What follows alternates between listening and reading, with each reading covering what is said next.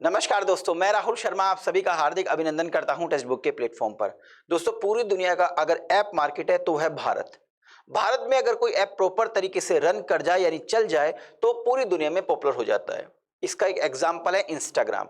जब 2020 के अंदर टिकटॉक को भारत से बैन किया गया तो इंस्टाग्राम ने इस बात का फायदा उठाया और जो काम टिकटॉक किया करता था वही काम इंस्टाग्राम ने करना शुरू कर दिए, यानी रील्स बनवानी शुरू कर दी।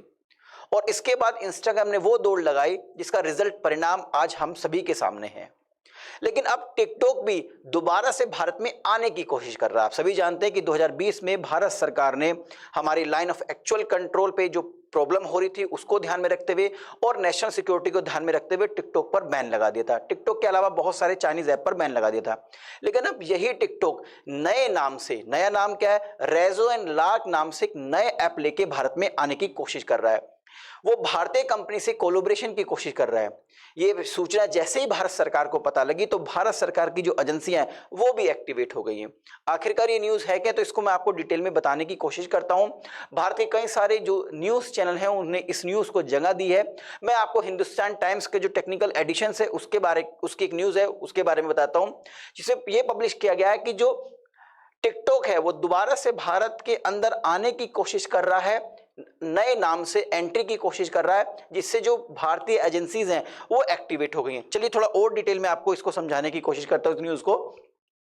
दोस्तों, टिकटॉक जो कंपनी है उसके जो मालिक है बाइटडॉन्स, वो भारत में दोबारा से वापसी करना चाह रहे हैं और इसके लिए उन्होंने एक इंडियन कंपनी को पार्टनर बनाने की कोशिश कर रहे हैं। इंडियन कंपनी कौन सी है तो मैं आपको बता दूं दोस्तों, इंडियन कंपनी है real estate firm Hiranandani. Hiranandani company है, बेसिकली एक रियल एस्टेट कंपनी है। इसके अलावा ये डेटा स्टोरेज का काम भी करती है। तो इस कंपनी से कोलैबोरेशन की कोशिश कर रही है जो टिकटॉक कंपनी है, और वो कोशिश कर रही है कि इस कंपनी के साथ कोलैबोरेशन करके हम भारत के अंदर दोबारा से पुनः री एंट्री कर सकें। कंपनी भारत से फिर से प्रवेश करना चाहती है क्योंकि कंपनी को बहुत अच्छे से मालूम है कि पूरी दुनिया के इंटरनेट बाजारों में भारत सबसे बड़ा है। ठीक है दोस्तों, दोनों कंपनियां टीटी यानी कि आपका टिकटॉक और हीरानंदानी कंपनी की आपस में अभी शुरुआती दौर की बातचीत चल रही है।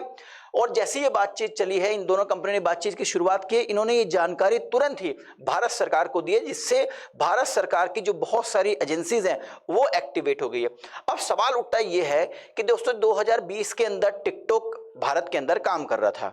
अगर मैं एलएसी की को साइड में रख दूं और नेशनल सिक्योरिटी को भी साइड में रख दूं, इन दोनों मुद्दों को साइड में रख दूं, तो आखिरकार भारत में ये बैन क्यों किया गया?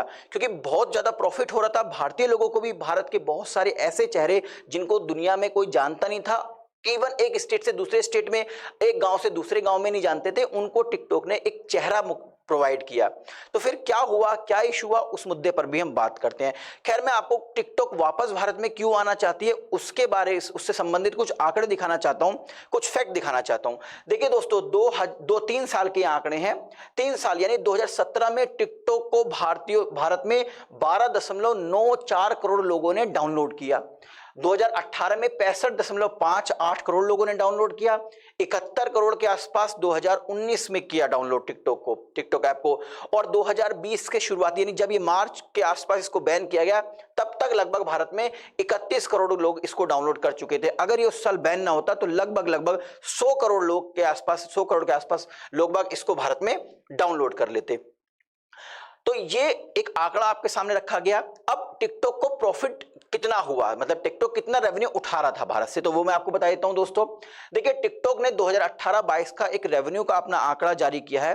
टिकटॉक ने कहा कि हमने 2020 के अंदर 1.93 billion 1.93 billion dollar US dollar कमाया। ठीक, 2021 के अंदर 4 बिलियन के आसपास और 2022 के अंदर 11.9 बिलियन के आसपास इन्होंने रेवेन्यू जनरेट किया। टिकटॉक ने कहा है कि देखिए, अगर भारत से हमें बैन ना किया जाता तो ये जो आंकड़ा हमने 2022 में हासिल किया है ये हम 2020 में ही हासिल कर लेते। इसलिए हम चाहते हैं कि हम दोबारा से भारत में आए। तो ये भारत में नए नाम से भारत में एंट्री की कोशिश कर रहा है। इसके लिए इसने हीरानंदानी जो रियल एस्टेट कंपनी है उससे कोलैबोरेशन किया है और इसकी जानकारी भारत सरकार को भी दे दी गई है। अब भारत सरकार की जो एजेंसीज हैं वो इस पे काम कर रही हैं। अब सवाल उठता है कि भाई इसको बैन क्यों किया गया था? तो देखिए, बैन का हमें दो ही असली मुद्दे पता है कि भाई एक तो नेशनल सिक्योरिटी का इशू था, दूसरा जो लाइन ऑफ एक्चुअल कंट्रोल है, ये आपको पूरा भारत का मैप दिखाई दे रहा होगा, इसमें ऑरेंज कलर का वो पार्ट है जिस पर 1962 के वॉर के बाद चाइना ने कब्जा किया हुआ, जिसको अक्साई चीन चाइना नॉर्मली बोलता है और कहता है ये हमारा हिस्सा है। खैर किसी कहने से तो ऐसा हो नहीं जाएगा। तो यहां पर इसके बाद अक्साई चीन और भारत का जो हिस्सा है उसके बीच में लाइन ऑफ एक्चुअल कंट्रोल है। तो लाइन ऑफ एक्चुअल कंट्रोल पे कुछ इशू हुआ था, जिसकी वजह से भारत सरकार ने टिकटॉक सहित चाइना के बहुत सारे ऐप्स को बैन कर देता, जिसमें से पबजी भी एक था। तो सवाल उठता है, तो दो इशू थे, नंबर एक नेशनल सिक्योरिटी और नंबर दो बच्चों तो जो लाइन ऑफ एक्चुअल कंट्रोल है उस पर इशू था। तो पहला जो मुद्दा है कि राष्ट्रीय सुरक्षा, नेशनल सिक्योरिटी के लिए खतरे के कारण, जिसकी वजह से टिकटॉक को बैन कर देता। अब असली मुद्दा क्या है भाई, नेशनल सिक्योरिटी से क्या मतलब है, तो मैं आपको बता दूं दोस्तों, टिकटॉक को अगर आप डाउनलोड करते हैं तो इसमें अपना डेटा, अपना नेम, जो भी कुछ अपनी एंट्री कर रहे हैं, ठीक है, उसके बाद वो एंट्री कहीं पर तो जाके सेव होती होगी, स्टोर होती होगी। तो वो जो डेटा था जो हम प्रोवाइड कर रहे थे टिकटॉक को, वो जाके सेव हो रहा था चाइना के सर्वर में। यानी कि हम अपने मोबाइल में क्या कर रहे हैं, मोबाइल से अपने मोबाइल को लेके कहां जा रहे हैं, सब कुछ इंफॉर्मेशन एक चाइना के सर्वर के पास थी। तो चाइना उसको कभी भी मिसयूज कर सकता था, कभी भी मिसयूज कर सकता था। कहते हैं कि चाइना के उस सर्वर में लगभग 200 करोड़ लोगों का, 200 करोड़ लोगों का, 200 मोबाइल्स यूजर का, लोग तो नहीं कह सकता, पीपल तो नहीं कह सकता हूं, 200 करोड़ मोबाइल्स का डेटा था उसके पास। यानी उन मोबाइल में क्या हो रहा है इसकी जानकारी उस सर्वर में थी। इस बात को जैसे ही भारत सरकार को भनक लगी तो भारत सरकार ने कहा कि आप इसको रोकिए, जो आप हमारा इंडियन लोगों का, इंडियन मोबाइल का डेटा एक्सपोर्ट कर रहे हैं चाइना में, उसको बैन कीजिए। चाइना ने इस टिकटॉक कंपनी ने ऐसा करने के लिए मना कर दिया, भारत ने तुरंत बैन कर दिया। इसके अलावा बहुत सारे ऐप थे, उनको बैन किया। बस सिंपल सा ये बोला भारत सरकार ने कि नेशनल सिक्योरिटी की वजह से हमने आपको बैन कर दिया। तो दूसरा, भारत और चीन के बीच सीमा विवाद था। अब ये जो स्टोरेज वाला जो इशू है कि हमारा इंडिया का जो डेटा था वो स्टोर हो रहा है चाइना के अंदर, चाइना के सर्वर में स्टोर हो रहा है।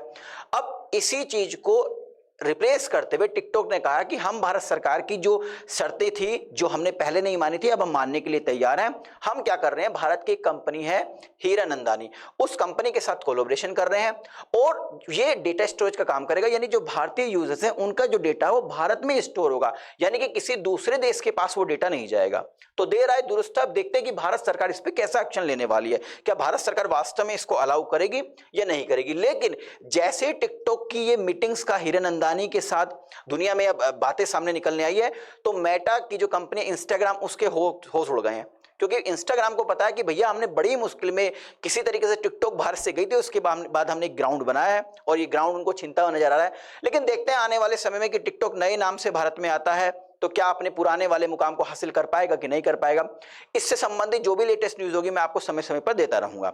जाने से पहले एक इन्फॉर्मेशन और देना चाहूंगा आपको रिगार्डिंग सुपर कोचिंग के निर्णय आईएएस बैच के बारे में। देखिए, निर्णय आईएएस एक सिंगल प्लेटफॉर्म है यूपीएससी 2024 के प्रीलिम्स, मेंस और इंटरव्यू की प्रिपरेशन के लिए। अगर मैं आपको निर्णय आईएएस के कुछ फीचर्स बताऊं तो यहां पर डेली बेसिस पर दोस्तों एक्सपर्ट्स के द्वारा लाइव सेशंस होते हैं ताकि आपके डाउट ना रहे और रिवीजन होता रहे। इसके अलावा जो इंडिया के टॉप इंस्टीट्यूशन है वहां पर पढ़ाने वाले एजुकेटर्स की आपको प्री रिकॉर्डेड वीडियो प्रोवाइड की जाएगी। लगभग 8 ऑप्शनल सब्जेक्ट आपके तैयार कराए जाएंगे दोस्तों। इसके अलावा आपको प्रिंटेड स्टडी मटेरियल और वो भी हैंड रिटन आपको प्रोवाइड किए जाएंगे। मेंटरशिप प्रोग्राम होगा ताकि आपको समय समय पर बूस्टअप किया जा सके। मेंस आंसर राइटिंग की फैसिलिटीज भी अवेलेबल है। इसके अलावा आपको टेस्ट सीरीज की फैसिलिटीज भी है। तो मैंने कुछ मोटे मोटे फीचर्स आपको बता दिए हैं इसके, ठीक। अगर आप निर्णय आईएएस बैच का सब्सक्रिप्शन लेना चाहते हैं तो आप मेरा कूपन कोड आर शर्मा इस्तेमाल कर सकते हैं, जिसमें आपको 25% तक का डिस्काउंट मिल जाएगा। अगर आपको निर्णय आईएएस बैच से रिलेटेड कोई डाउट्स है, कोई इश्यूज हैं, तो आप इस नंबर पर 7400452383 पर कॉल करके हमसे संपर्क कर सकते हैं। आई थिंक इस वीडियो के माध्यम से जो इन्फॉर्मेशन मैं आप तक देना चाह रहा था वो पहुंच गई होगी। जाने से पहले एक रिक्वेस्ट हो रहा है, अगर अभी तक आपने हमारा चैनल सब्सक्राइब नहीं किया है तो इस चैनल को सब्सक्राइब कीजिए और हाँ, बेल आइकन को प्रेस करना ना भूले ताकि मेरी जो नई वीडियोस आए उसका नोटिफिकेशन आप तक पहुंचता रहे। अगर आप निर्णय आईएएस का सब्सक्रिप्शन लेना चाहते हैं तो इस वीडियो का डिस्क्रिप्शन में जाइए, वहां पर एक सिंपल सी लिंक दी गई है, उस लिंक पर क्लिक कीजिए, सिंपल से स्टेप्स को फॉलो कीजिए, मेरे कूपन कोड का इस्तेमाल कीजिए और आप निर्णय आईएएस बैच का सब्सक्रिप्शन ले सकते हैं। बहुत बहुत शुक्रिया आपका। नमस्कार, जय हिंद।